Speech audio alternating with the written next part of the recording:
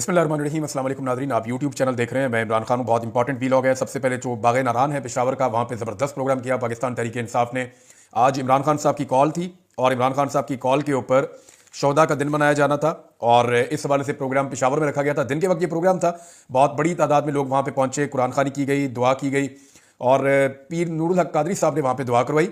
लेकिन उससे पहले जो है वो तमाम लोगों ने कौमी तराना भी एक साथ पढ़ा। ये वो तमाम लोग हैं जिनको फितना करार दिया जाता है, जिन्हें मुल्क दुश्मन करार दिया जाता है, जिन्हें दहशतगर्द करार दिया जाता है। तो क्या दहशतगर्द ऐसे होते हैं कि वो लाशें मिलने के बावजूद, बेशुमार जख्मी होने के बावजूद वो अपने मुल्क का कौमी तराना पढ़ रहे हैं, वो कुरान खानी कर रहे हैं, वो दुआ करवा रहे हैं और पाकिस्तान के लिए भी दुआ कर रहे हैं।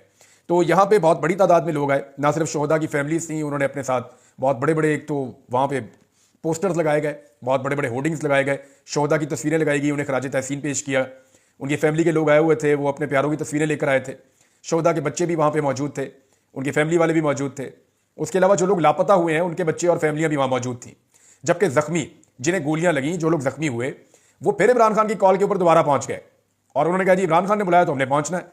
तो वहाँ बहुत बड़ी तादाद में लोग आए। पहले तो ये प्रोग्राम सिर्फ एक दुआया प्रोग्राम था, लेकिन उसके बाद ये एक जलसे में तब्दील हो गया और वहाँ पर कुछ तकारीर भी हुई हैं। पीर नूरुल हक कादरी साहब ने बताया कि 400 कुरान मजीद और 5 लाख दरूद पाक का सवाब शोहदा के लिए उन्होंने, एसाले सवाब के लिए उन्होंने पेश किया, क्योंकि लोगों ने ये दुआएं की हैं पूरे पाकिस्तान में। तो जो जो उनको बताया गया उस हिसाब से उन्होंने शोहदा के लिए ये एसाले सवाब किया है। ये रवायत है, पाकिस्तान में ऐसा अनाउंस किया जाता है। तो कौमी तराना पड़ा, उसके बाद दुआ हुई और उसके बाद तकारीर हुई। जो इंपॉर्टेंट तकरीर है वो वज़ीर आला खैबर पख्तूनख्वा की है। वज़ीर आला ने कहा कि जिसने गोली चलाई और जिसने हुक्म दिया वो इबरत का निशान बनेंगे। अच्छा, ये आप याद रखिएगा कि वक्त बहुत तेजी से बदल रहा है और इस हुकूमत और इस एस्टेब्लिशमेंट के हाथ से जैसे मुट्ठी से रेत निकलती है ऐसी चीजें निकल रही हैं। क्या ऐसा हुआ है और कौन सी डेवलपमेंट्स आने वाले दिनों में होने जा रही हैं, इसी वीलॉग में मैं आपको बताऊंगा अभी। लेकिन क्योंकि ये बड़ी अहम खबर थी, पाकिस्तान तहरीक इंसाफ के लिए एक टेस्ट था, तो एक चीज तो साबित हो गई कि पाकिस्तान तहरीक इंसाफ ने ना इमरान खान को छोड़ा, तहरीक इंसाफ के कारकुन ने, और ना उन्होंने इमरान खान के बयानिए को छोड़ा। यानी एक मायूसी का तासुर दिया जा रहा था और यह कहा जा रहा था कि जब भी कभी दोबारा इमरान खान साहब कॉल देंगे तो जितनी गोलियां चला दी गई हैं अब कोई नहीं निकलेगा। लेकिन फिर हमने देखा कि बड़ी तादाद में लोग निकले और जो पेशावर का प्रोग्राम था वो सबसे बड़ा प्रोग्राम था। बाकी भी प्रोग्राम हुए, कई जगहों पे पंजाब में प्रोग्राम हुए, सिंध में प्रोग्राम हुए, बलूचिस्तान में प्रोग्राम हुए, पूरे पाकिस्तान में इस सिलसिले में प्रोग्राम किए गए। लेकिन पंजाब में इंतहाई बदकिस्मती है कि पंजाब पुलिस ने, इससे पहले बलूचिस्तान की पुलिस ने यह काम किया था। उन्होंने जाकर जो लोग फातिहा देने के लिए आ रहे थे, दुआ करने के लिए आ रहे थे शोहदा के घरों में या मसाजिद में, उनके ऊपर छापे मारे, उनकी गिरफ्तारियों की कोशिश की और वहां पे जाकर उनको बददुआएं दी, उनके साथ बदतमीजी की, पुलिस वालों ने गालियां दी जाकर। तो ये बलूचिस्तान में पहले हुआ था, अब पंजाब पुलिस ने भी यही किया। जहां पे लोग दुआ करने के लिए इकट्ठे होते थे या जिस जगह के ऊपर दुआया तकरीब रखी जाती थी, कुरान खानी रखी जाती थी, वहां पुलिस अपना पहरा लगा देती थी और पुलिस ने कई जगह के ऊपर दुआया तकरीबात को रुकवाने की कोशिश की और कुछ जगह पर रोका भी है। तो ये तो पंजाब की सूरत हाल है। बाकी पूरे पाकिस्तान के अंदर ये तकरीबात हुई हैं। वज़ीर आला खैबर पख्तूनख्वा ने कहा कि डी चौक वाक़े के हवाले से उन्होंने किसी का नाम लिए बगैर कहा कि तुम्हें अब सुकून नहीं मिलेगा और तुम्हारी ये ताकत हमेशा नहीं रहेगी। उन्होंने कहा कि किसी को अच्छा लगे या बुरा, लेकिन हम सवाल पूछेंगे कि 26 नवंबर के दर्दे के शुरका पर गोली क्यों चलाई। जिसने भी वो हुक्म दिया और जिसने माना वो इबरत का निशान बनेगा। ये तहरीक जारी रहेगी और इमरान खान और पीटीआई की तहरीक नहीं बल्कि हक और सच की तहरीक है, जिसके लिए हम कुर्बानियां देते रहेंगे। आज अगर आप इस वजह से खामोश हैं कि गोली मुझे नहीं लगी, ये गोली कल को आपको भी लग सकती है। ये जनाब इसके अंदर अपडेट्स हैं, कुछ और चीजें भी हैं, इसमें मैं आपके साथ शेयर कर देता हूं और वो भी बहुत अहम है। वज़ीर आला खैबर पख्तूनख्वा ने बताया कि जब वफाक में पाकिस्तान तहरीक इंसाफ की हुकूमत थी तो तब लॉ एंड ऑर्डर इतना खराब नहीं था, ऐसे खैबर पख्तूनख्वा में इस सूबे के अंदर धमाके नहीं होते थे। लेकिन अब बहुत ज्यादा धमाके होते हैं। उसकी वजह यह है कि नालायक हुकूमत आई है और इनकी सारी की सारी तवज्जो जो है वो इस बात के ऊपर है कि पाकिस्तान तहरीक इंसाफ को कैसे कुचलना है। तो अपनी इस एक्टिविटी के चक्कर में उन्होंने लॉ एंड ऑर्डर का बेड़ा गर्क कर दिया और खैबर पख्तूनख्वा के अंदर दहशतगर्दी बढ़ रही है। और उसकी वजह यह है कि इंटेलिजेंस का काम जो है वो नहीं हो रहा, लॉ इन्फोर्समेंट का काम जो है वो नहीं हो रहा और सबकी तवज्जो इस बात पे है कि एफसी को भी इस्तेमाल करो, रेंजर्स को भी इस्तेमाल करो, मिलिट्री को भी इस्तेमाल करो, इंतजामिया को भी इस्तेमाल करो और एजेंसियों को भी इस्तेमाल करो और पाकिस्तान तहरीक इंसाफ का बेड़ा गर्क कर दो। एक्चुअली तो इस मिशन के ऊपर ऐसा लगता है कि पूरा पाकिस्तान लगा हुआ है। अब पूरी दुनिया के अंदर भी नाज़रीन ये प्रोग्राम शुरू हो चुके हैं। आहिस्ता आहिस्ता रिपोर्ट आ रही है दुनिया के जिन जिन मुमालिकों में वक्त होता जा रहा है 15 तारीख के हवाले से, वहां से एहतजाज की जो है वो रिपोर्टें आना शुरू हो गई हैं। जब तफसीली रिपोर्ट्स आ जाएंगी अगले वीलॉग में मैं आपको बताऊंगा। लेकिन एक बहुत बड़ी डेवलपमेंट है जो मुझे आपके साथ शेयर करनी है और वो है अमेरिका में एक बहुत बड़ी तैनाती हुई है जिसे डोनाल्ड ट्रंप ने किया है।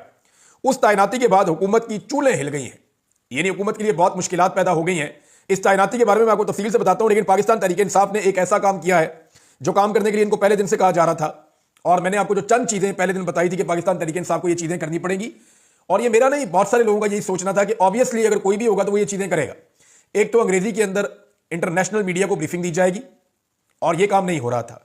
एक FIR दर्ज करवाई जाएगी या इस्तगासा होगा, ये काम भी नहीं हो रहा था। फुटेज के लिए दरखास्त दी जाएगी, ये काम भी नहीं हो रहा था। अस्पतालों से रुजू किया जाएगा, ये काम भी नहीं हो रहा था। और लापता अफराद के लिए भी अदालतों के दरवाजे खटखटाए जाएंगे, ये काम नहीं हो रहा था। लेकिन सारे काम पाकिस्तान तहरीक इंसाफ ने एक साथ शुरू कर दिए हैं। अब खैबर पख्तूनख्वा में पेशावर में वज़ीर आला हाउस में जो इंटरनेशनल मीडिया है उसको ब्रीफिंग दी गई है, बाकायदा पूरी एक डॉक्यूमेंट्री भी दिखाई गई है, और बताया गया है कि किस तरीके से इस्लामाबाद में कत्लेआम किया गया डी चौक में। इस हवाले से एक डॉक्यूमेंट्री भी पाकिस्तान तहरीक इंसाफ ने जारी की है, जिसमें बहुत सारे इंटरव्यूज हैं, बहुत सारे लोग जो बात कर रहे थे। वो भी है कि वज़ीर दिफा क्या कह रहा था, वज़ीर इत्तलात क्या कह रहा था, वज़ीर दाखिला क्या कह रहा था, वज़ीर आज़म का क्या कहना था, वज़ीर आला पंजाब ने क्या कहा था, किस तरीके से फितना करार दिया गया उन लोगों को जो एक सूबे से एहतजाज करने के लिए आ रहे थे, किस तरीके से पश्तूनों को निशाना बनाया गया। IG ने क्या कहा, किस तरह उन्होंने एक फ्लैग मार्च करके दिखाया, वहां पर उन्होंने रैली निकाली, किस तरह रियासत ने पूरी तैयारी की, फिर किस तरह बर्बरियत की गई, फिर इंटरनेशनल मीडिया ने क्या रिपोर्ट किया, फिर जो मीडिया रिपोर्ट कर रहा था उनके ऊपर कितने मुकदमा दर्ज हुए, फिर मुतीउल्लाह जान को और शाकिर इवान को किस तरह से अगवा कर दिया गया, फिर कैसे उनकी बाजियाबियां हुई, फिर किस तरीके से जो है उनके ऊपर मुकदमा दर्ज किए गए। तो ये सारी चीजें एक एक करके सामने रखी गई इंटरनेशनल मीडिया के। ये सिलसिला रुकना नहीं चाहिए, और आने वाले दिनों में ये सिलसिला मजीद तेज होगा और मजीद चीजें इंटरनेशनल मीडिया के सामने आएंगी। अब नाज़रीन आप आ जाएं उस तैनाती की तरफ जो डोनाल्ड ट्रंप ने की है अमेरिका में। पहले आप देख लें कि डोनाल्ड ट्रंप ने अनाउंस क्या किया। डोनाल्ड ट्रंप ने कहा जी मैं खुशी खुशी अनाउंस कर रहा हूं रिचर्ड ग्रेनल को कि वो हमारे खसूसी इन्वॉय हैं, यानी एलची हैं खसूसी, और जो बैनुल अक़वामी मिशन होते हैं या जो खसूसी मिशन होते हैं उनके लिए एक नुमाइंदा अपना सदर का एक एलची उन्होंने मुकर्रर कर दिया। बहुत इंपॉर्टेंट आदमी होता है पूरी दुनिया के अंदर, जो बड़े अहम मिशन होते हैं जिनके ऊपर अमेरिका ने काम करना होता है, वो अमेरिकी सदर इनके हवाले करता है और ये इन मामलों को देखते हैं। तो इन्होंने बताया जनाब के रिचर्ड जो है वो काम करेंगे, डोनाल्ड ट्रंप कह रहे हैं, बड़े हॉटस्पॉट इश्यूज के ऊपर दुनिया के अंदर, जिनमें एक इशू जो है वेनेजुएला का भी है, एक नॉर्थ कोरिया का भी है। उन्होंने कहा मेरी पहली टर्म के अंदर रिचर्ड मेरी टीम का मेंबर रहे हैं और जर्मनी के एम्बेसडर भी रहे हैं और डायरेक्टर ऑफ नेशनल इंटेलिजेंस भी रहे हैं, और कोसोवो सर्बिया के लिए जो नेगोशिएशंस हो रही थी उनमें भी सदारती एलची के तौर पे वो अपनी खिदमत सर अंजाम दे चुके हैं। और फिर उनका एक्सपीरियंस भी लिखा कि उन्होंने क्या क्या काम किया और कहां कहां काम किया, नेशनल सिक्योरिटी काउंसिल के अंदर काम किया, नॉर्थ कोरिया के ऊपर काम किया, और बहुत सारी कंट्रीज के अंदर ये काम करते हैं, इनका बहुत ज्यादा तजर्बा है। अच्छा, आगे उनकी जो तालीमी काबिलियत है वो भी डोनाल्ड ट्रंप ने लिखी है, और उन्होंने बताया कि ये अमेरिका को हमेशा प्रायोरिटी देते हैं। अब ये आदमी डोनाल्ड ट्रंप ने तो लगा दिया है, इसके ऊपर हुकूमत की कांपें क्यों टांग गई हैं ये मैं आपको बताता हूं। जैसा कि मैंने आपको कई दफा पहले बताया कि मौजूदा हुकूमत का पूरा इन्हिसार इस बात पे है कि जो बाइडन का जो एडमिनिस्ट्रेशन है अमेरिका से, वो कितनी सपोर्ट फराहम करता है मौजूदा रिजीम को। यानी ये जो रिजीम इस वक्त पाकिस्तान में है, ये जनरल बाजवा ने इसका आगाज किया था, और अमेरिका को भी उन्होंने बताया कि इमरान खान में क्या बुराइयां हैं।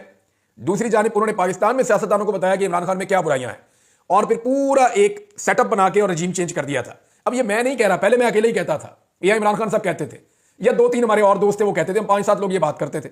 लेकिन अब ये बात जो है मौलाना फजल रहमान भी करते हैं, खाकान अब्बासी साहब भी करते हैं, अब ये बात जवेद लतीफ साहब भी करते हैं, बेशुमार और साफी अब ये बात करते हैं और साफ कहते हैं जनाब कि जनरल बाजवा ने ये रिजीम चेंज किया था। ANP वाले अब गवाहियां दे रहे हैं कि जनाब हमसे ये करवाया गया था, और आहिस्ता आहिस्ता बाकी सियासी जमातें भी ये बोलना शुरू हो गई हैं कि हमसे जबरदस्ती रिजीम चेंज करवाया गया था। रिचर्ड का मामला यह है कि इसको लगा तो दिया है डोनाल्ड ट्रंप ने, हुकूमत का सारा इन्हिसार था जो बाइडन एडमिनिस्ट्रेशन के ऊपर।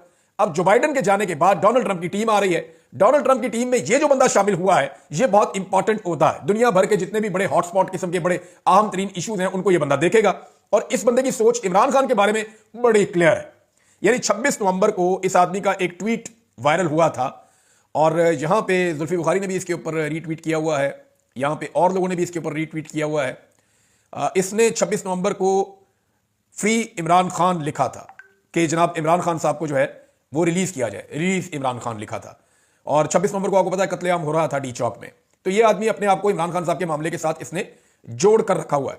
लगभग 2 हफ्ते पहले इसने इमरान खान साहब की रिहाई का मुतालबा भी किया था, और उसके अलावा इसने डोनाल्ड ट्रंप और इमरान खान के हवाले से एक ट्वीट किया था कि इनमें मुमासलत क्या है।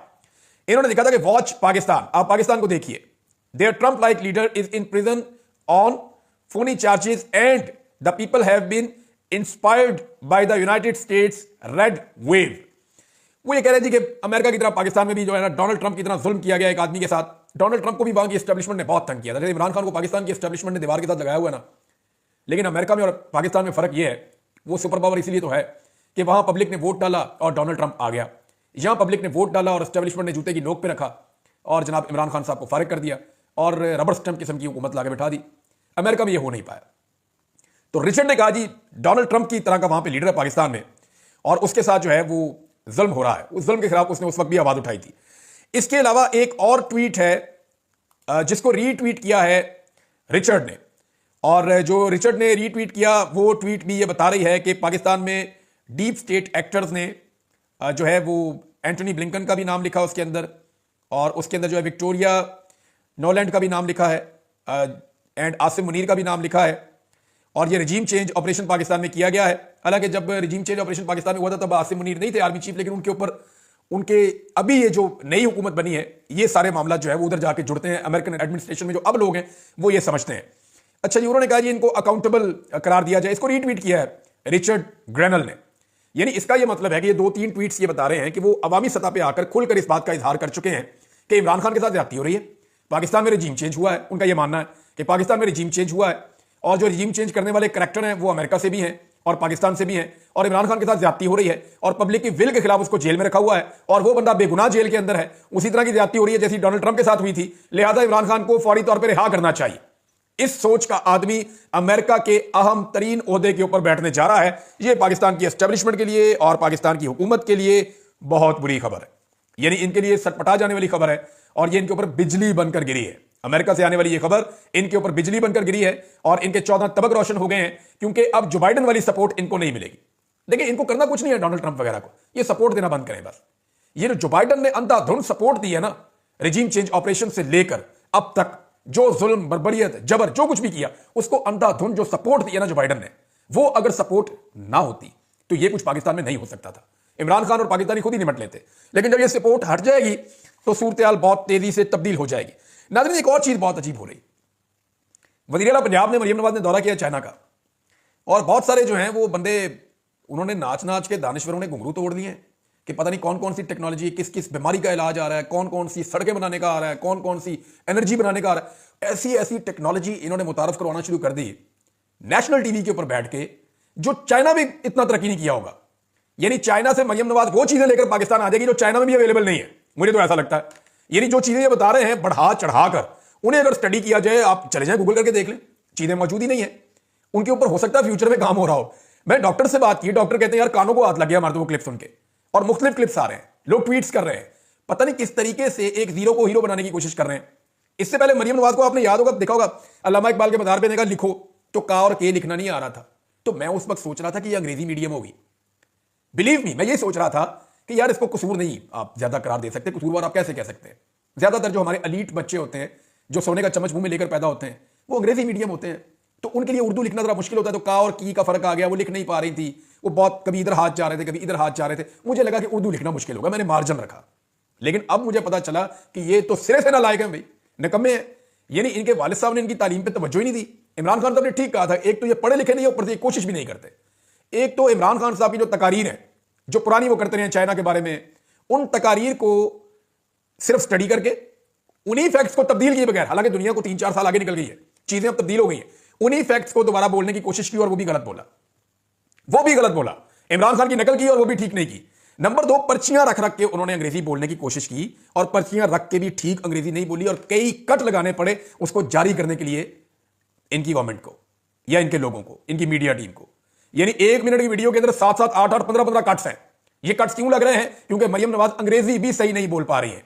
आप अंदाजा कर लीजिए। और बनना है इनको जनाब लीडर, हर जगह पे नालायकी में इन्होंने झंडे गाड़ दिए।